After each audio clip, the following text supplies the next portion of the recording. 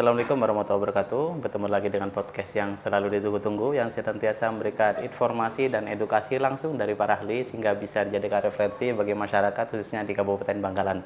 Di mana kita akan membahas topik-topik menarik perihal masalah kesehatan atau health issue atau kita singkat dengan Haisam Prabu. Di mana kali ini sahabat Haisam Prabu kita akan membahas topik yang tidak kalah menarik, yaitu tentang paradigma pelayanan keperawatan berdasarkan klaster pelayanan. Mungkin dari temanya cukup akademis seperti itu ya dokter. Tapi kita akan coba bahas sesimpel mungkin, sesederhana mungkin, sehingga bisa mudah dipahami oleh sahabat Haisam Prabu sekalian. Oke, dan hadir bersama kami narasumber yang luar biasa, internal maupun eksternal.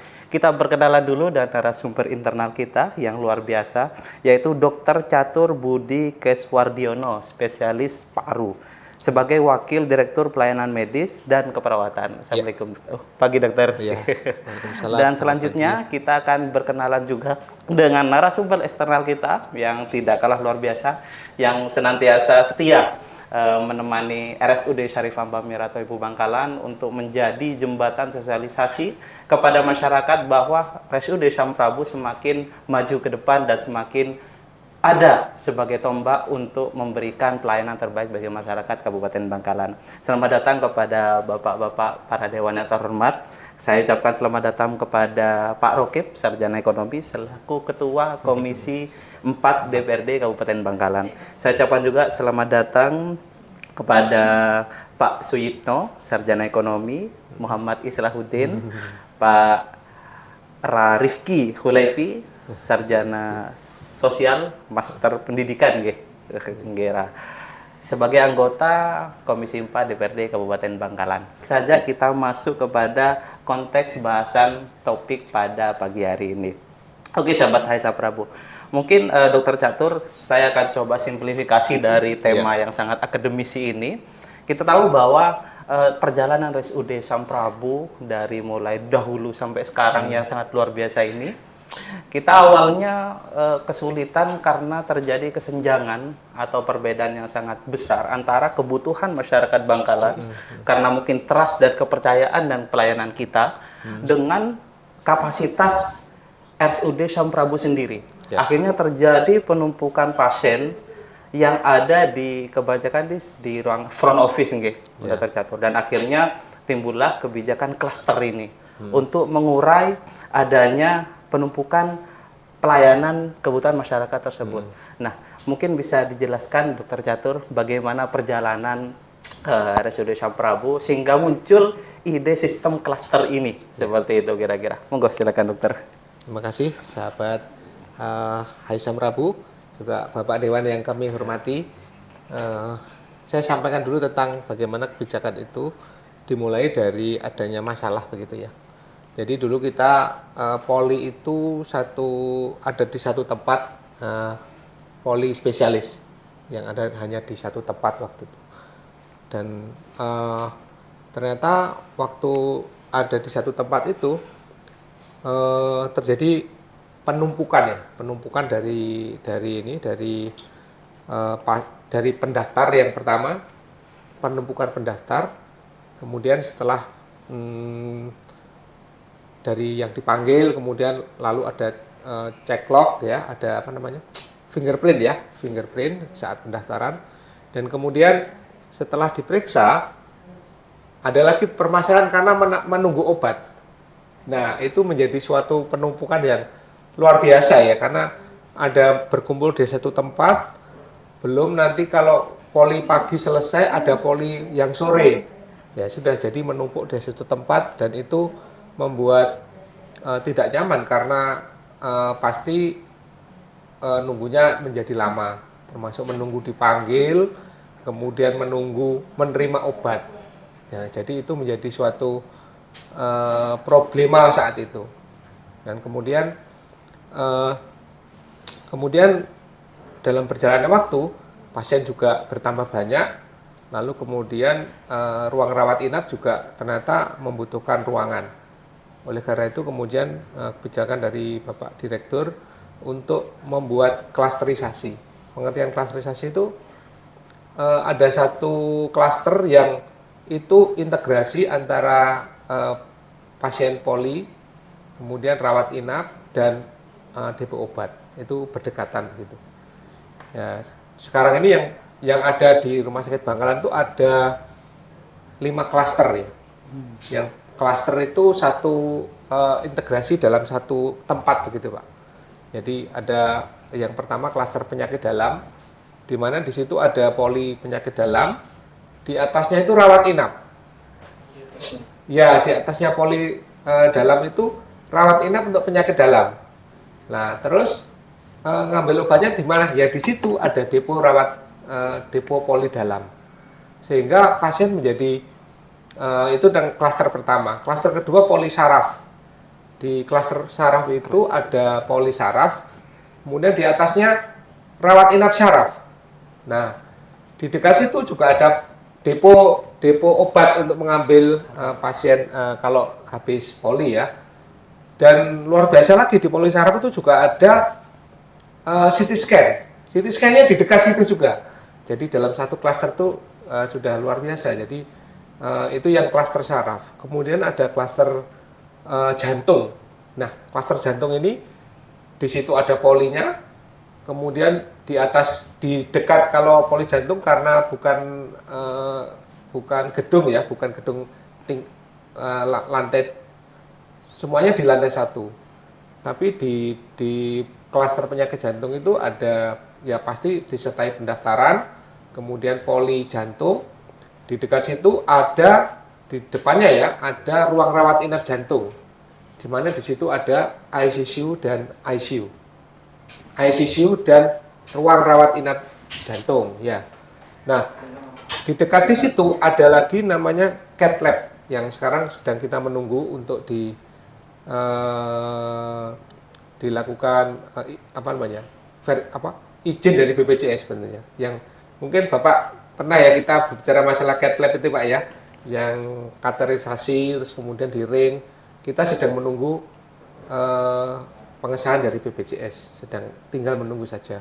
Jadi itu semua di klaster jantung, dan di situ juga ada obat setelah dari poli, ngambil deponya juga dekat.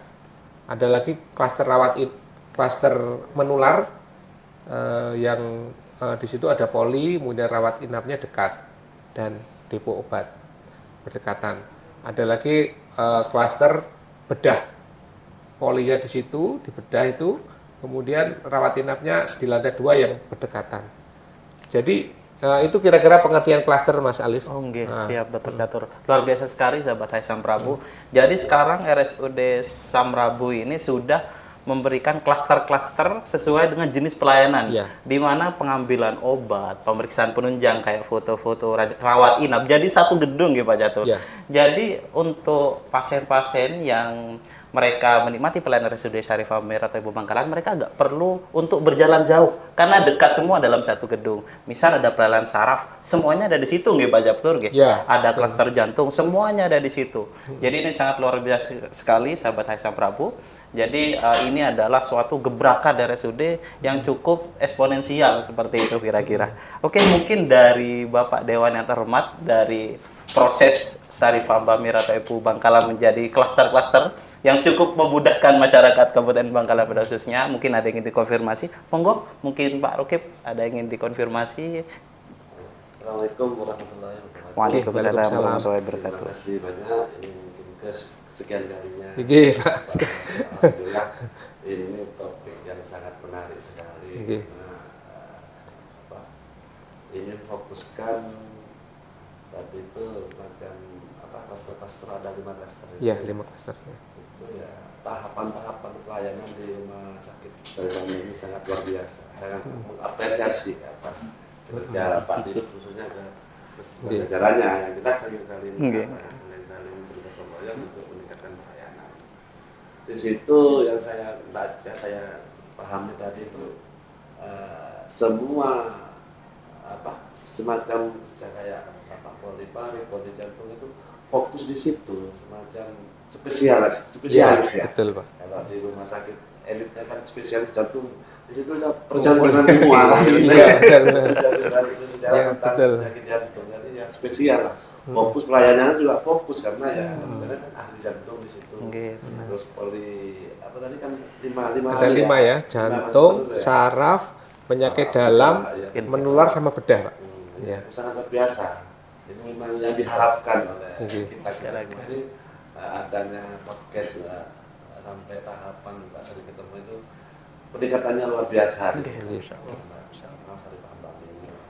Saya juga sangat kita yang wajib mensosialisasikan. Siap. Terima kasih. Di rumah sakit ini sudah pelayanannya sudah di klaster poli bahkan ada 5 klaster ya penyakit jantung, terus paru, saraf juga. Jadi di rumah sakit Sarifah Mbak ini pelayanannya sangat fokus menurut saya. Karena beda kayak dulu kan semrawut ya. Tapi numpuk antrinya kabut lah. Kalau sekarang kan mulai tertib juga dengan adanya bangunan yang baru ini ya, dampaknya sangat luar biasa menurut saya. Nah, intinya ya ke depan mari kita meningkatkan pelayanan terus. Ya, menjadikan pelayanan terbaik untuk masyarakat Bangkalan. Mungkin cukup dari saya sementara. Yang lain ada tambahan. Terima kasih Bapak Rokib atas apresiasinya gitu. Terima kasih. Dan insya Allah para dewan yang terhormat akan mensonding ke masyarakat Bangkalan bahwa Sang Prabu ini sudah sangat maju masalah pelayanan karena kita mengedepankan agar berikan kemudahan kepada masyarakat Bangkalan untuk berobat di pelayanan rumah sakit kami seperti itu. Mungkin konfirmasi dari bapak-bapak yang lain. Monggo, terima kasih. Masih lah, Udin. Salam warahmatullahi wabarakatuh. Izin ini dokter. Ini klaster kan jadi 5 ya. Ya, saat ini yang ada 5. Ini pemberitahuannya kalau bisa nanti papan itu kasih tahu ini tempat klaster ini di mana. Oh, siap. Karena kan ini berubah semua tempatnya. Iya. Iya, Pak. Banyak. Jadi orang-orang yang mau kesini mau jenguk orang itu gimana ini tempatnya sekarang kan berubah. Iya. Saya sendiri juga keliru tempat itu karena berubah tempat ini seperti ICU gitu kan pindah ke ruang yang gedung baru. Iya. Di lorong-lorong itu ditambah ini ya Pak ya, papan nama ya. Iya. Seperti itu. Terima kasih.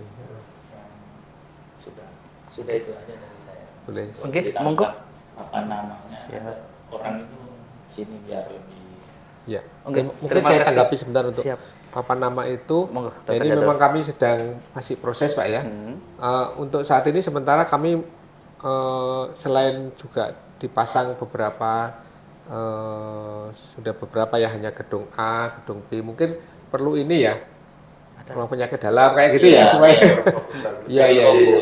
Nah, jadi kami ini dalam masa ini kan masa transisi Pak ya, karena kan barusan gedung baru itu baru diresmikan 30 Desember dipakai Januari, jadi masih 1-2 ya belum sampai 2 bulan. Jadi teman-teman dari direksi itu membuat ada ini apa namanya tim supervisi ya, artinya setiap pagi itu dibagi beberapa orang untuk berdiri di depan, untuk kalau bertanya langsung diarahkan. Itu sampai jam berapa ada di situ? Karena saya pernah malam. Ya malam ya, terima kasih ya. Itu masukan. Saya tidak lanjuti. Siap. Dilihat pegawai kan sudah banyak yang di poli itu sudah tidak ada. Untuk tambahan. Jadi itu yang malam ini. Gila. Terima kasih. Oke, terima kasih masukannya. Terus yang kedua ini monggo. Kalau di klaster-klaster itu semuanya anggap penuh gitu dong. Itu ada space cadangan di ruangan lain apa gimana untuk pasien-pasien? Iya, terima kasih. Silakan Dr. Jatur. Jadi klaster itu kan tujuannya untuk memberi kemudahan ya, kemudahan. Dan juga yang pertama kemudahan untuk kalau menurunkan penumpang begitu ya. Kalau ya kayak penyakit dalam tuh bisa diturunkan di belakang kan. Nah, jadi bisa diturunkan situ. Kalau menular bisa dari belakang, jantung dari belakang. Jadi kan bisa kalau yang bedah itu kan samping. Nah, bisa diturunkan kalau misalkan mobil itu bisa diturunkan di situ. Terus kemudian yang tadi saya bilang ada pendaftaran, poli, rawat inap juga dekat. Nah, tentang masalah kalau misalnya penuh begitu ya. Iya, Nah, ruang inapnya juga. ya ruang rawat inap. Jadi di kami itu juga diterapkan apa namanya common use room. Common use room artinya itu kalau misalnya di suatu klaster ini penuh, sementara di sebelahnya itu kosong, itu bisa kita Servis itu ya, kita bisa tempati. diisi ulang. Prinsipnya sejauh mungkin tidak di lorong-lorong lah kira-kira Iya, gitu ya. iya. Selama ada ruangan lain yang Itu kosong, ada yang ditampung. ya itu bisa geser begitu. Saling bantu ya. Ya betul ya, karena kan ada namanya common, yaitu apa common use room, artinya penggunaan ruangan secara bersama-sama. Iya. Jadi misalkan kalau penyakit dalam penuh, tapi di saraf itu kosong, nggak bisa digeser gitu. Itu. Terima kasih banyak. Ya, jadi tidak di Ya karena rigid gitu ya. kemarin kan pernah sampai beludak itu ada Iya, lorong-lorong. betul. Oke, Iya, oke. Pak. Mungkin makanya saya menanyakan Iya, Pak. Terima kasih. bisa ditaruh di Oke, terima kasih Bapak Muhammad Islauddin atas masukannya. Oke, Dr. Catur, kita bergeser ke pertanyaan selanjutnya. Ini berkorelasi dengan pertanyaan Mas Islahuddin tentang bagaimana apabila kapasitas penuh. Di sini kan ketika proses klasterisasi itu diimplementasikan oleh pihak manajemen RSUD Syarif Hamamira Tepu Bangkalan, di sana kan pasti ada penambahan fasilitas. Mari kita gedung baru gitu, Pak Jalur. Itu bagaimana? Apakah setelah ada 2 gedung baru ini, apakah itu pernah terjadi kurang gitu untuk rawat inapnya? Bagaimana Pak Catur, mungkin bisa dijelaskan ke sahabat Haisam Prabu semua? Maksudnya penuh gitu ya. Enggak, kita Salah satu klaster ini nambah 2 gedung gitu Pak Catur. Iya. Mungkin bisa dikenalkan kepada sahabat Haisam Prabu tentang fasilitas gedung baru kita, Oh, satu seperti gedung. itu. Iya, iya. Dan apakah pernah terjadi dengan 2 fasilitas gedung baru yang cukup banyak kapasitas rawat inapnya ini masih full, masih kita butuh penambahan lagi, gimana Dokter Catur? Mungkin bisa dijelaskan. Ya, jadi sebagai informasi bahwa di tahun 2024 kita membangun 5 gedung, 5 lantai ya, satu gedung 5 lantai namanya gedung A. Gedung A, di mana di situ adalah ruang, di situ ada fasilitas untuk ini apa namanya? Itu adalah klaster saraf, di mana di situ ada poli saraf, kemudian ruang rawat inap syaraf, termasuk stroke unit ya. Stroke unit itu adalah ruangan saraf yang istilahnya HCU, high care unit. Jadi itu di dalam 5 lantai itu. Satu lantai poli, di lantai 1 itu ada fasilitas juga radiologi.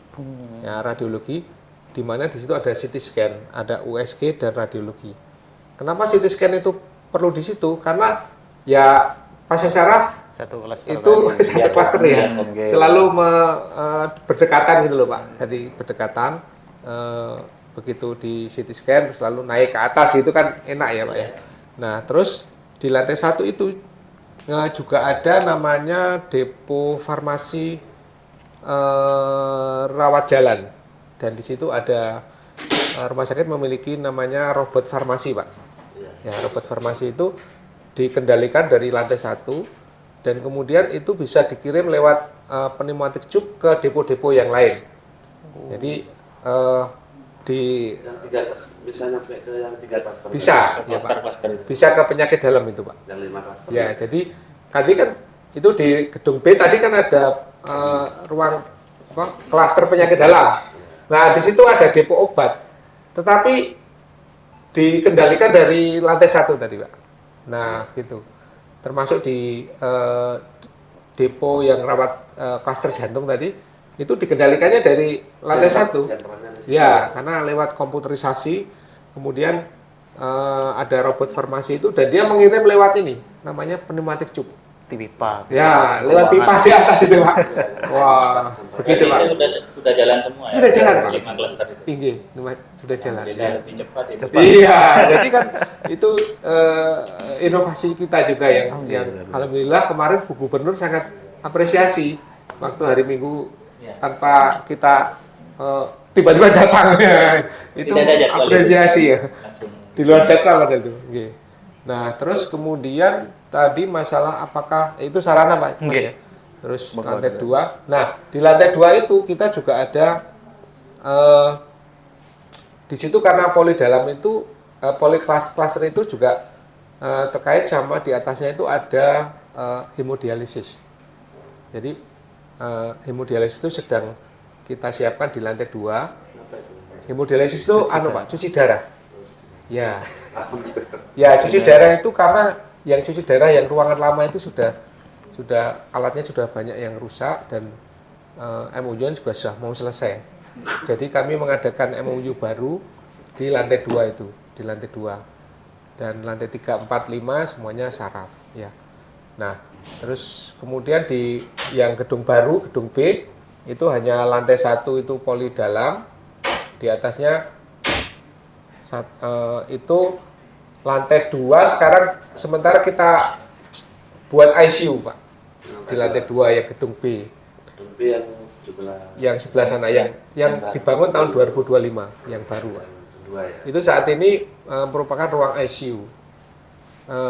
Rencananya tahun ini kita akan membangun ICU lagi di ruang rapat manajemen yang biasanya kita lantai 3 itu Pak. Itu nanti akan ruang ICU. Kalau itu sudah dibangun maka ICU akan pindah di situ dan di lantai 2 itu akan menjadi HCU-nya penyakit dalam. Itu HCU itu high care unit ya yang. Nah, jadi itu semuanya penyakit dalam. Oke, siap. Nah, sejauh ini dengan adanya dibangun 2 gedung itu ya alhamdulillah membantu kita untuk mendistribusi ya pasien-pasien dari IGD, yaitu ya itu pun ya kadang-kadang penuh juga. Kadang-kadang jadi memang juga luar biasa Pak kita ya tapi tidak sepenuh dulu. Artinya kalau dulu kan tidak bisa nampung Pak. Sekarang kan tidak sampai sekarang. Nah, itu yang kita syukuri. Nah, cuman memang perlu kita antisipasi karena pasien itu ternyata kalau kita buatkan ruangan itu terus jadi banyak yang datang. Tambah terus ya dok. Iya. Jadi berhubungan Begitu, Pak. peningkatan pelayanan Iya, Dokter Catur juga nanti masyarakat kepercayaan meningkat, Iya, akhirnya betul. semakin banyak. Jadi Iya. penambahan ruangan pun kita harus antisipasi gitu Dokter Catur. Dan Iya. selama ini semua pasien di Saprabu Bangkalan mendapatkan kamar tidak di lorong-lorong gitu Pak Catur. Iya, Alhamdulillah seperti itu sahabat Haisam Prabu. Oke, karena ini waktunya cukup singkat, kita langsung saja Dokter Catur ke konteks visioner ke depannya Dokter Catur. Jadi kedepannya bagaimana usaha RSUD ini agar sistem clustering ini lebih efektif gitu Dokter. Mungkin visi misi kedepannya bisa dijelaskan kepada sahabat Haisam Prabu. Sekarang sudah luar biasa bagus, tapi kita kan harus lebih bagus dan lebih luar biasa lagi seperti itu Dokter. Monggo mungkin bisa Ya, jelaskan. kalau rencananya sih kita tuh clustering itu selain poli dan penyakit dalam nantinya akan pendidikan. Oke. Jadi kita kan juga rumah sakit pendidikan.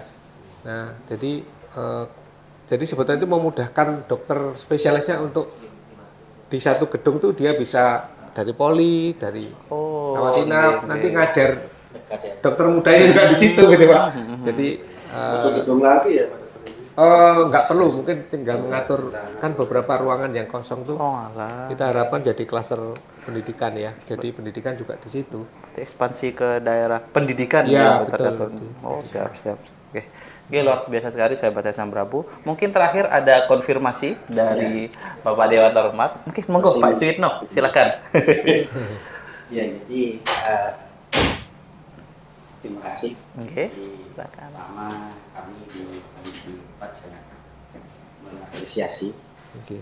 langkah inovasi yang dilakukan Rumah Sakit Samprabu. Dan alhamdulillah penambahan uang fasilitas ini ternyata sangat berdampak positif. Oke. Artinya kemarin kita ketika 2024 ada penambahan uang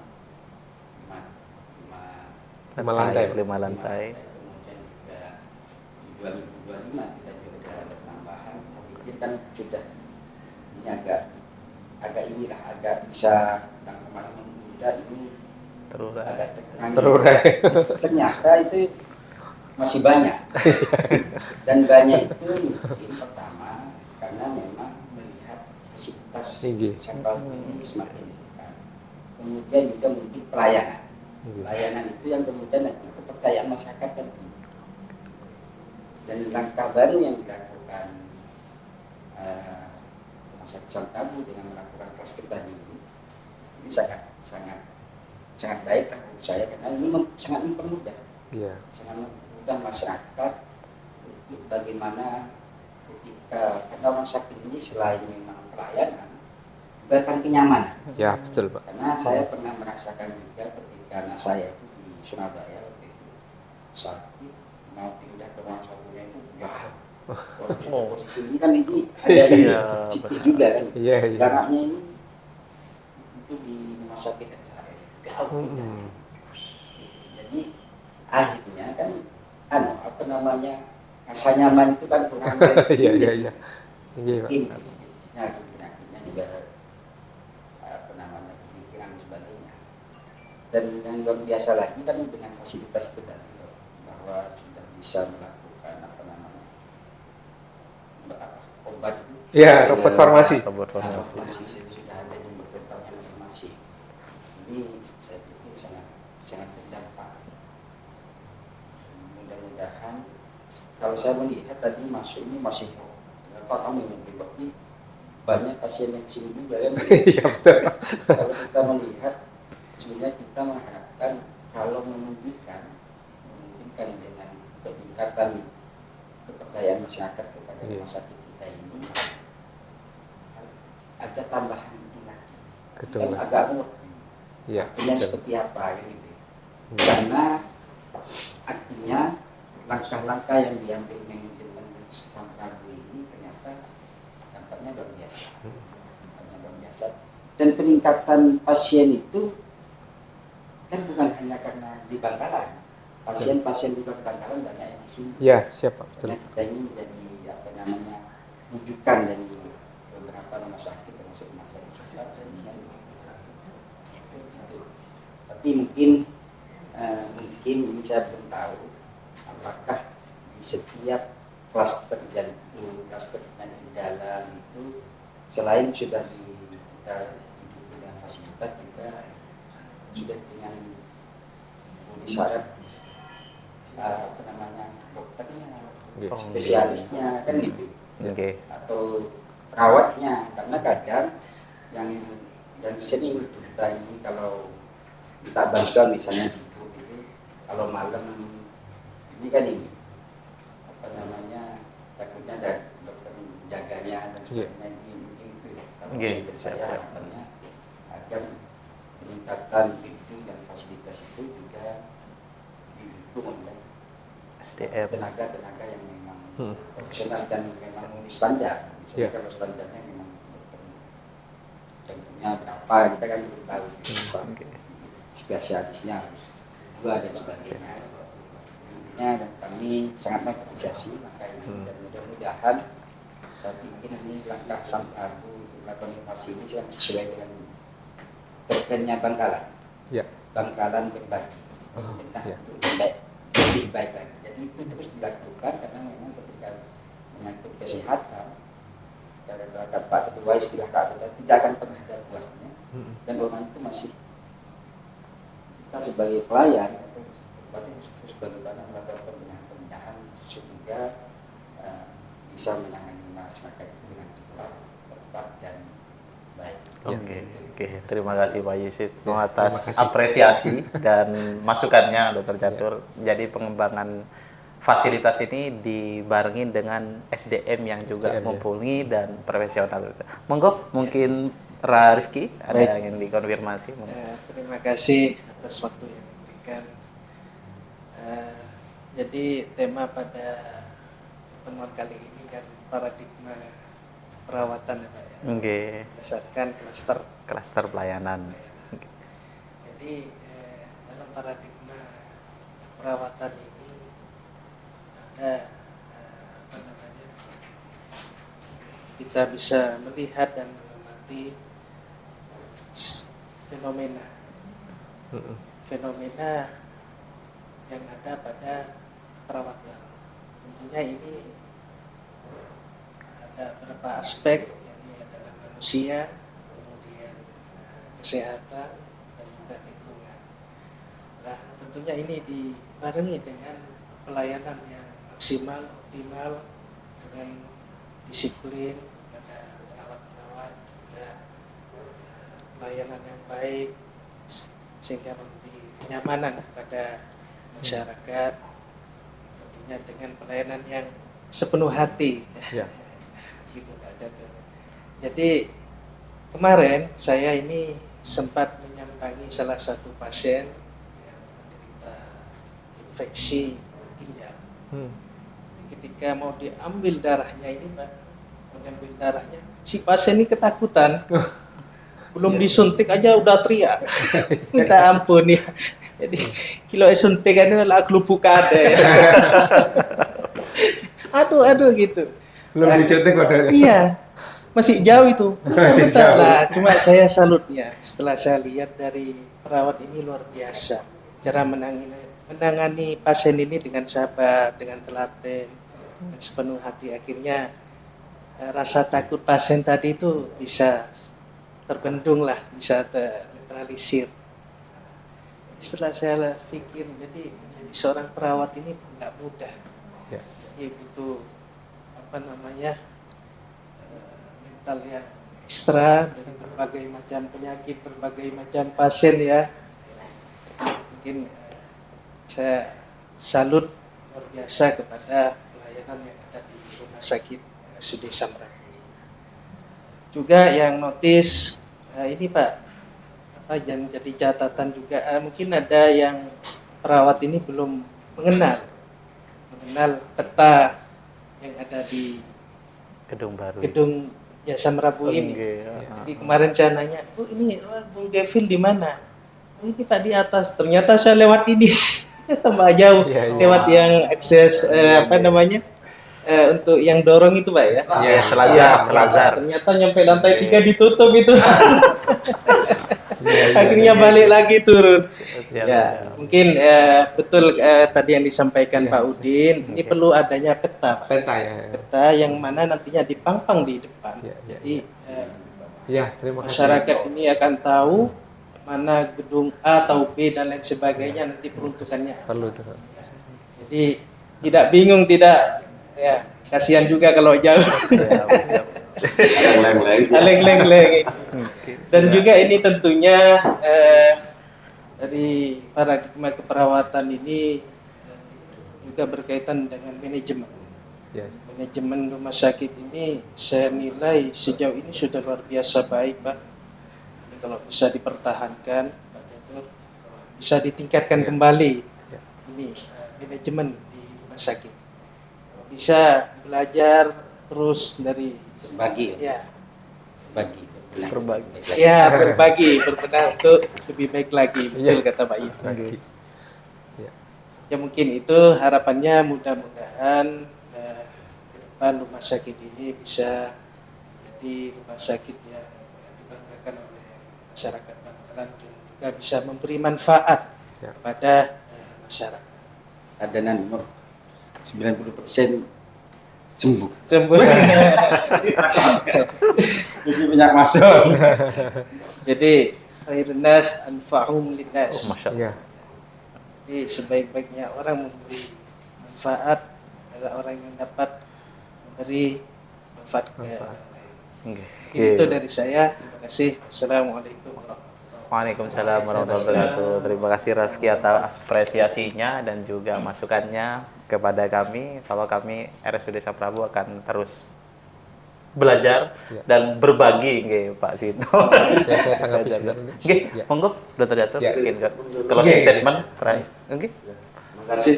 Saya juga luar biasa. Nggih, siap. Kenapa teman-teman saling melengkapi sebenarnya. Ya intinya ini konsen dari kami. Samrabu ini jangan intinya untuk menyempurnakan, Ya. terutama untuk meningkatkan kedisiplinan juga, profesional juga dipertahankan, tapi harus ditambah. Ya. Yang baik dipertahankan, yang kurang baik Ya. karena insya Allah ke depan semakin mempermudah, bukannya penyakit tambah banyak, enggak, karena Kepercayaan masyarakat itu akan lebih percaya, enggak terlalu jauh ke Surabaya. Kalau dulu kan, wah udah enak bayannya, anak Surabaya, alhamdulillah sekarang kan sudah Iya. saya menilai itu sudah kerjanya sudah Iya, meningkat. RSUD Tinggi, ya. Pasar Rebo itu luar biasa. Intinya bukan tambah sepi insya Allah nanti.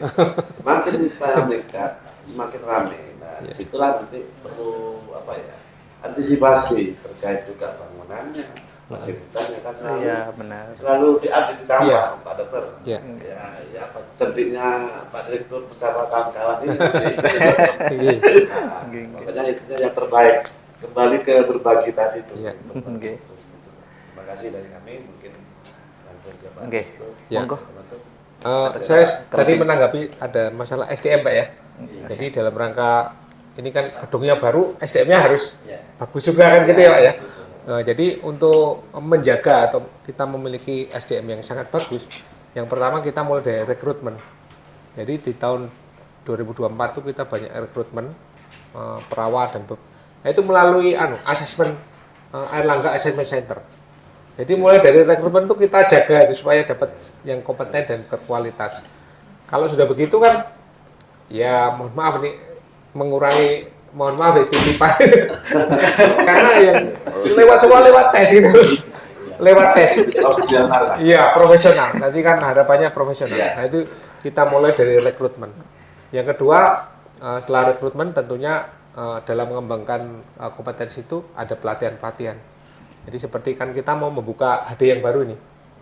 Semula 14 bed, sekarang 21 bed. Nah, karena pasien HD meningkat terus begitu loh. Jadi 21 bed nanti dengan alat yang baru, lebih canggih lagi. Dan sekarang lagi proses untuk perizinan. Nah, jadi ya harus dilatih, pelatihan. Nah, setelah pelatihan dari perawat-perawat dan semuanya, ada lagi namanya pengembangannya dengan rotasi dan mutasi. Jadi rupanya dengan rotasi mutasi itu membuat saling berbagi ya. Perawat yang baru belajar dari perawat yang lama dan sehingga sama-sama memiliki kompetensi yang cukup gitu. Ya, yang kompeten untuk melayani masyarakat. Sedangkan tadi masalah pengembangan saya agak lupa juga tadi sebetulnya kita ada pengembangan lagi yaitu pengembangan IGD. IGD itu akan lebih lebar karena rupanya dengan pasien yang bertambah ini jadi penuh. Jadi akan kita extend ya, dan juga pengembangan dengan OK, jadi ruang operasi. Sekarang lagi sudah proses ruang operasi ini untuk menambah kapasitas karena rupanya yang operasi di sini itu bertambah terus gitu loh. Sehingga kami akan proses di bahkan bulan ini sudah akan mulai pengembangan OK dan rencana IGD. Jadi itu yang bisa saya sampaikan, Mas Alif, tambahan tentang pengembangan juga. Monggo mungkin bisa closing Oh, statement closing Dr. statement, ya. kepada sahabat Haisam Prabu yang sedang menonton Oke, kita. sahabat Sam Prabu, kami sebagai rumah sakit yang menjadi milik pemerintah, kami selalu berupaya untuk mempermudah pasien. Mempermudah itu artinya bukan bagaimana memberi kemudahan-kemudahan sehingga pasien puas pulangnya dalam kondisi sehat. Itu harapan kami.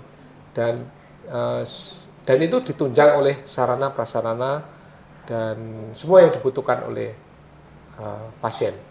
Jadi jangan khawatir, tidak perlu ke Surabaya. Kita memiliki rumah sakit yang harus kita banggakan bersama. Mari datang ke rumah sakit kalau membutuhkan ya. Kalau sehat ya jangan ya. Kalau sakit mari.